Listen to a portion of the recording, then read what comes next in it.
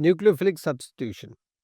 Nucleophilic substitution, what happens is one nucleophile comes in and another nucleophile goes out. For example, if we have a reaction like this, RCl reacts with KOH, you have K plus OH minus, and here, as we know, that carbon is less electronegative and halogens are more. So the bond is polar.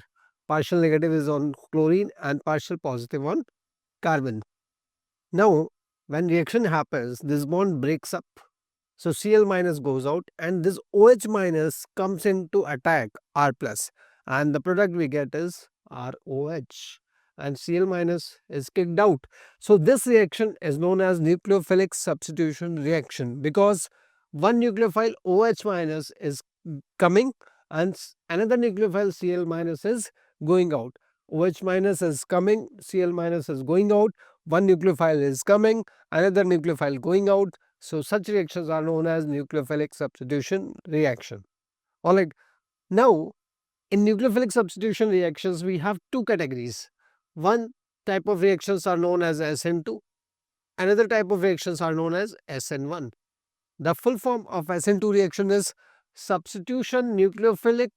2 stands for bimolecular reaction. That means total reactant molecules in such reactions are 2. Substitution nucleophilic. 2 stands for bimolecular. That means reactant molecules are 2.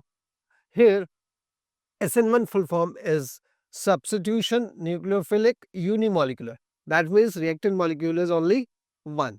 Now, if we move ahead and check the mechanism, what is happening actually in this, such reactions is we have, let's say, CH3 and iodine is attached to this, and we have another nucleophile which is represented as Nu minus.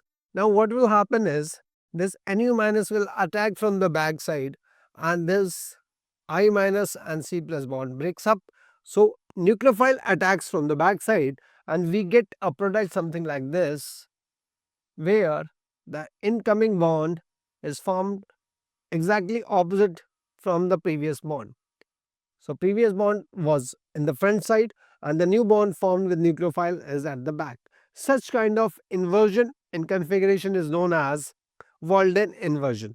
So such things happen in SN2 reaction. Here, what do you think? These are hydrogen atoms, then nucleophile will attack easily, or if these were bulky groups, then attack is difficult, right? So if it was methyl, then size will become big. So SN2 reaction reactivity is, in SN2, reactivity is inversely proportional to steric hindrance. So more is the steric hindrance, less will be SN2.